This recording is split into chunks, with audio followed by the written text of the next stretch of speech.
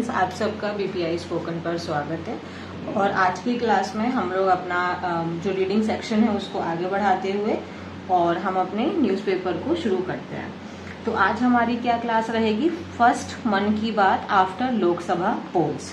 तो जो लोकसभा के इलेक्शंस आ चुके हैं, जैसे कि आप लोग जानते हैं एनडीए रूलिंग पार्टी बन चुकी है। तो उसके बाद में जो फर्स्ट मन की बात हुई है हमारे प्राइम मिनिस्टर नरेंद्र मोदी जी के द्वारा, तो आज हम उसी के ऊपर में बात करेंगे।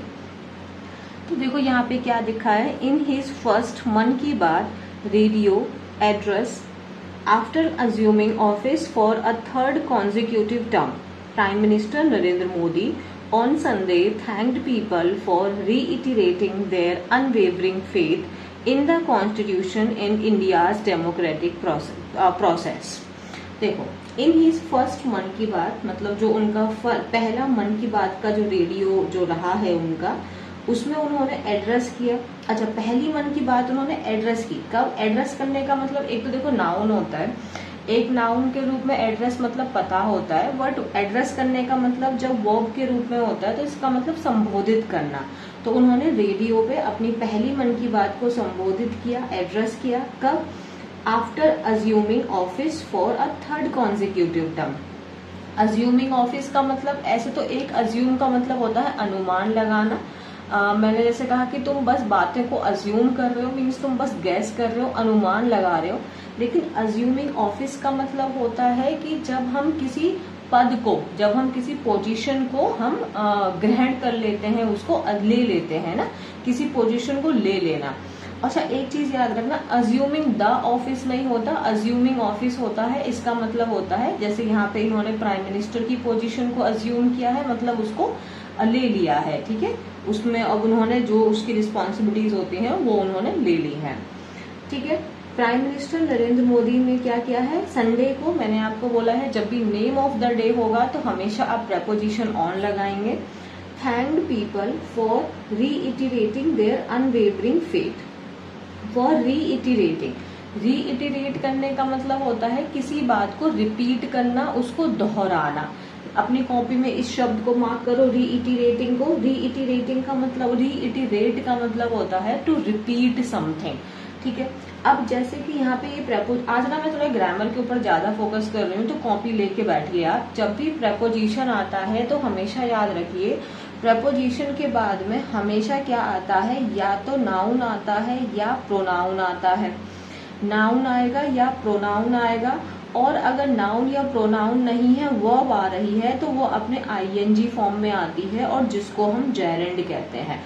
जैसे रीइटरेट जो है ये वर्ब है, can you please reiterate it, मतलब क्या आप इसे दोहरा सकते हैं, तो रीइटरेट वर्ब है। बट मैंने कहा प्रेपोजिशन के बाद या तो नाउन आएगा या प्रोनाउन आएगा, बट नाउन या प्रोनाउन नहीं प्रेजेंट है तो वर्ब का आईएनजी फॉर्म आता है, जिसको हम जेरेंड कहते हैं, और यही जेरेंड है जो नाउन का काम करता है। इसीलिए अगर आपको कभी भी प्रेपोजिशन के बाद वर्ब यूज करनी है तो आप हमेशा क्या यूज करोगे, उसके आईएनजी फॉर्म को यूज करोगे।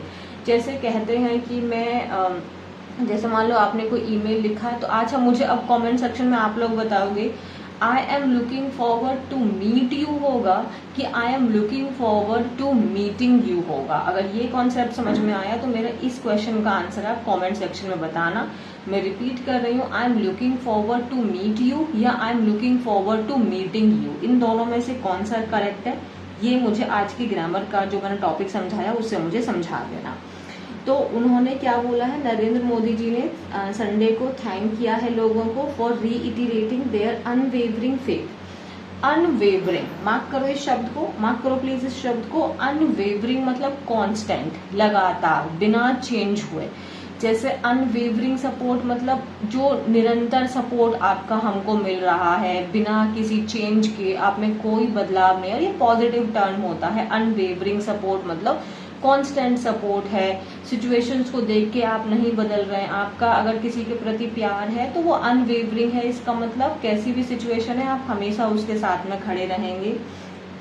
तो उन्होंने थैंक्स बोला है लोगों को, किस लिए कि उन्होंने दोबारा से अपने जो फेथ है जो है उसको बिना डगमगाए और उसको दोबारा से बरकरार रखने के लिए in the constitution and India's democratic process, किस चीज में, कॉन्स्टिट्यूशन में, हमारे संविधान में और हमारे डेमोक्रेटिक प्रोसेस में। Resuming the programme after a 3 month break in view of the Lok Sabha elections. Resume करना मतलब किसी काम को दोबारा से स्टार्ट करना। रिज्यूम करना मीन्स किसी काम को दोबारा से स्टार्ट करना। तो उन्होंने प्रोग्राम को स्टार्ट किया है। अभी आप जानते हैं कि 3 महीने बाद में ये प्रोग्राम हो रहा है आफ्टर अ 3 month ब्रेक। अच्छा, एक चीज मैं आपको थोड़ा ग्रामर के पॉइंट से बताऊं तो ये जो आर्टिकल है ना, ये वाला जो आर्टिकल आपको यहाँ पे दिखाई दे रहा है, ये इस मंथ के लिए नहीं आया है, इस ब्रेक के लिए आया है। तो 3 month ब्रेक यहाँ पे एक सिंगल हो गया। और देखो यहाँ ना ऑलरेडी एक नाउन आया है, और जैसे 3 month, अगर हम सिंपली 3 month बोलते तो फिर हमें 3 months बोलना होता। बट जब भी ना आपने कोई नंबर लिखा, फिर अगर आपने यहाँ पे कोई भी नाउन लिखा है, मतलब है ना नाउन ही है सपोज की, और फिर भी एक और नाउन यहाँ पे आ गया, तो ये वाला जो नाउन है ना, तो जो सेकंड ये वाला जो नाउन है नंबर के जस्ट बाद वाला, इसको कभी भी आप प्लूरल नहीं बनाओगे, ये हमेशा सिंगुलर रहेगा। ऐसा इसलिए क्योंकि यहाँ पे ये एडजेक्टिव का काम कर रहा है। जैसे I have a 3 month old child, like she is a 3 month old child. अगर बस मैंने बोला शी इज 3 months ओल्ड तो ठीक रहता, बट उसके बाद एक और नाउन आ गया, तो जो आपका नंबर के बाद वाला नाउन है फिर उसको आप सिंगुलर ही रखोगे। तो यहाँ पे ब्रेक आ गया, इसीलिए यहाँ पे ये मंथ रहा है, ना कि मंथ्स। ये जो आर्टिकल आया है इस ब्रेक के लिए आया है। तो रिज्यूम किया उस प्रोग्राम को 3 महीने के ब्रेक के बाद, किसके कारण, इन व्यू ऑफ मतलब ड्यू टू। लिखो अपनी कॉपी में यार, इन व्यू ऑफ का मतलब क्या होता है, ड्यू टू, मतलब किसी चीज के कारण। तो 3 महीने तक का जो ब्रेक लगा था वो किसके कारण लगा था, लोकसभा इलेक्शंस के कारण। मोदी ऑल्सो कॉन्ग्रेचुलेटेड, मोदी जी ने इनको भी कॉन्ग्रेचुलेट किया है, कि इसको, इलेक्शन कमीशन को, and everyone involved in the voting process. और मोदी जी ने लोगों को थैंक्स बोला, उनके साथ साथ में इनको, इलेक्शन कमीशन को, और हर एक इंसान जो भी वोटिंग प्रोसेस में इन्वॉल्व था उनको भी उन्होंने बधाई दी। Even as he spoke on range of topic. Spoke क्या होता है, ये जो स्पीक है मतलब बोलना, ये वर्ब का फर्स्ट फॉर्म होता है, स्पोक इसका सेकंड फॉर्म है। और जैसे हम कहते हैं कि मैम मुझे अपनी इंग्लिश लैंग्वेज यानी स्पोकन पार्ट को मुझे इम्प्रूव करना है, आपको पता है स्पोकन जो है वो वर्ब का थर्ड फॉर्म है, और सॉरी स्पोकन थर्ड फॉर्म है, स्पोक सेकंड फॉर्म है। बट वर्ब का थर्ड फॉर्म कभी कभी आपका एडजेक्टिव की तरह भी फंक्शन करता है, और जिसको हम लोग पास्ट पार्टिसिपल कहते हैं। तो स्पोकन इंग्लिश हो गया, इंग्लिश नाउन हो गया, और ये स्पोकन जो है वो एडजेक्टिव की तरह है, बट एक्चुअली में देखा जाए तो ये वर्ब का थर्ड फॉर्म है। As he spoke on range of topics, on a range of topic. Range of topics मतलब उन्होंने बहुत सारे टॉपिक्स के ऊपर में बात की, फ्रॉम द पेरिस ओलंपिक्स से लेके आंध्र प्रदेश के अराकू कॉफी से आपके केरला के ये जो आपका अम्ब्रेलाज हैं, कारथुम्बी अम्ब्रेलाज, वहां तक उन्होंने बात की। अब यहाँ पे आप देखोगे एक आपको पेयर दिखाई दे रहा है फ्रॉम का, टू से। तो जैसे ना हम हमेशा याद रखेंगे फ्रॉम का पेयर टू से बनता है। फ्रॉम हम लगाते हैं जहां से हमारा सोर्स शुरू हो रहा है, फ्रॉम मतलब सोर्स बताता है, कि जैसे अब हिंदी बहुत सिंपल भाषा में समझो, जैसे मान लो आपकी एक फ्रेंड है, और सपोज आपका नाम, अपना ना नाम मान लेते हैं, मुझे नहीं पता आपका क्या नाम है, तो मैं आपका नाम ए मान लेती हूँ, और एक आपकी दोस्त है बी, ठीक है। तो आप जब उसको गिफ्ट दोगे ना, तो वो कहाँ से जा रहा है, मतलब ए से जा रहा है, तो ये सोर्स हो गया, मतलब जहां से चीज जा रही है वहां, और जहां तक जा रही है ना वहां। तो जहां से जा रही है वहां पे फ्रॉम लगाना, फ्रॉम, और जहां तक जा रही है ना टू लगाना, जहां तक जा रही है मतलब डेस्टिनेशन। तो जहां से जा रही है वहां पे फ्रॉम, और जहां तक जा रही है वहां पे टू। जैसे कि कोई गाड़ी है, मान लो वो दिल्ली से मुंबई तक जा रही है, तो from Delhi to Mumbai, from A to B. तो अगर हम कभी भी पेयर बनाते हैं, जैसे मैं अगर, हाँ हमने कहा कि इस ऐसे को इंग्लिश से हिंदी में ट्रांसलेट कर दो, तो इसका सोर्स क्या है, इंग्लिश, और इसको डेस्टिनेशन क्या है इसका, हिंदी। तो फ्रॉम इंग्लिश टू हिंदी। तो यहाँ पे देखो इन्होंने जैसे पेरिस ओलंपिक से लेके आंध्र प्रदेश की कॉफी और केरला के अम्ब्रेला तक की बात की है। Commenting on the polls, the PM said that 2024 elections were the largest elections in the world. Were the biggest election. Biggest जो है ये सुपरलेटिव डिग्री है। अगर किसी बच्चे को नहीं पता सुपरलेटिव क्या होता है वो टेंशन ना ले, मैं आगे क्लास में पढ़ाऊंगी, बट जितनों को भी पता है वो हमेशा याद रखें, जब भी हम सुपरलेटिव डिग्री यूज करते हैं उसके साथ हमेशा आर्टिकल द का इस्तेमाल होता है। जैसे you are the best boy of my class, ठीक है, so the best, the biggest, तो ये क्या हो गया हमारा, ये सुपरलेटिव डिग्री है। और सुपरलेटिव डिग्री तब यूज करते हैं जब एक ग्रुप में से कोई चीज जो सबसे अच्छी या सबसे बुरी होती है। तो मोदी जी ने और क्या बोला है इलेक्शंस के ऊपर में कि जो 2024 के जो इलेक्शंस रहे हैं वो सबसे बड़े इलेक्शंस रहे हैं इस दुनिया के, क्योंकि दुनिया हो गई और उसमें से सिर्फ एक चीज को हम बोल रहे हैं तो हमने यहाँ पे सुपरलेटिव बना दिया। An election as big as this, in which 65 crore people cast their votes, has never taken place in any other country. An election मतलब election as big as मतलब इतना बड़ा, as big as मतलब हम ना, अच्छा ये थोड़ा, अच्छा आज बहुत सारा ग्रामर में पढ़ा सकती हूँ बट थोड़ा सा मैं अपने आप कंट्रोल करती हूँ।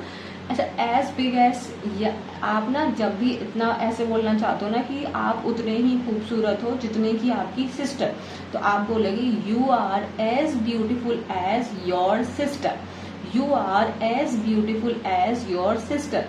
इसका मतलब जब हम दो चीजों के बीच में एक कंपैरिजन के रूप में सिमिलैरिटी दिखाना चाहते हैं, मतलब ये बोल रहे हैं कि ए और बी में ये चीज है जो कॉमन है, तुम उतनी ही इंटेलिजेंट हो जितना कि तुम्हारा भाई, you are as intelligent as your brother. तो यहाँ पे मोदी जी ने क्या बोला है कि इलेक्शन इतना बड़ा, इस इलेक्शन के जितना जिसमें 65 करोड़ पीपल ने अपनी वोट्स को डाला है, कास्ट करना मतलब डाला है, इतना बड़ा इलेक्शन पहले कभी भी किसी भी कंट्री में नहीं हुआ है। Has never taken place in any other country. अब मैं आपको एक बात मैं आपसे पूछूं, ये जो हैज आया है, ये जो हैज है इसकी वर्ब कौन सी है, सॉरी ये वर्ब है, तो इसका सब्जेक्ट कौन है, ये आप मुझे कमेंट सेक्शन में बताना। हैज नेवर और हैज जब भी हेल्पिंग वर्ब होता है तो मेन वर्ब लेता है third form, so take, took, taken. तो देखो यहाँ पे V3 आया है, ठीक है, in any other country. Praising the contribution of various communities among the other things to celebrate in the, अच्छा तो आज मैंने यहाँ तक आपको बताया कई सारी चीजें ग्रामर की मैंने बताई, एक बार मैं रिपीट कर देती हूँ। जैसे रीइटरेट का मतलब होता है किसी बात पे जोड़ देना, उसको रिपीट करना, रीइटरेट करना मीन्स रिपीट करना। अनवेवरिंग मीन्स अनचेंजिंग है ना, विदाउट एनी चेंज, कांस्टेंट है, रिजिड है, ठीक है, डिटरमाइंड है। अगर हमें कभी भी, जैसे मैंने बोला 3 month ईयर, ठीक है, sorry 3 month baby, she is a 3 month baby, तो 3 month बेबी अगर आ गया तो फिर मंथ को मंथ रखेंगे, बट अगर हम सिर्फ 3 month है, आगे कुछ हमने नाउन नहीं है, तो फिर हम वहां पे मंथ का मंथ्स बना देंगे। जैसे 5 स्टार होटल, अगर होटल आ गया तो वो 5 स्टार होटल होता है, बट अगर सिर्फ 5 स्टार है, होटल नहीं है, तो 5 स्टार्स होता है, ठीक है। इन व्यू ऑफ का मतलब होता है किसी चीज के कारण, ड्यू टू, ठीक है, ड्यू टू, ओके, यहाँ तक मैंने आपको बता दिया। और क्या था, फ्रॉम और टू का हमेशा पेयर होता है। फ्रॉम हम सोर्स के लिए लगाते हैं और टू हम डेस्टिनेशन के लिए लगाते हैं, ठीक है। अगर आप जैसे कोई सामान है जो एक जगह से, फ्रॉम इंडिया टू चाइना, क्योंकि जा कहाँ से रहा है, शुरुआत कहाँ से है, इंडिया से, और डेस्टिनेशन क्या है उसकी, चाइना, तो हमने टू लगाया, ये बता दिया।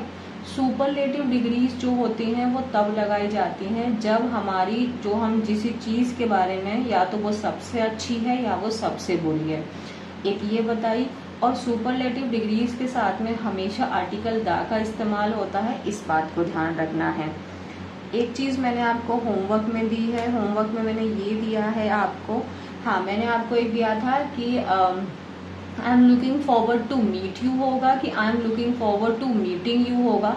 मैं रिपीट कर देती हूँ, जब भी आप प्रेपोजिशन लगाएंगे उसके बाद या तो आप नाउन लगाइए या प्रोनाउन लगाइए, बट अगर आपका वर्ब आ रहा है तो वर्ब का आईएनजी फॉर्म आएगा, क्योंकि उसको जेरेंड कहते हैं और जेरेंड ही है जो नाउन बनने का काम करता है। ये बात समझ में आ गई। एक और मैंने आपको होमवर्क दिया है, an election as big as हम तब यूज करते हैं जब हम कहना चाहते हैं उसके ही जितना, जैसे आप उतने ही इंटेलिजेंट हो जितना आपका भाई, आप उतनी ही खूबसूरत हो जितना आपकी बहन। वहां पे हम एज, फिर जो एडजेक्टिव लगाना है उसकी पॉजिटिव डिग्री, और फिर हम एज वहां पे लगा देंगे। Is it clear?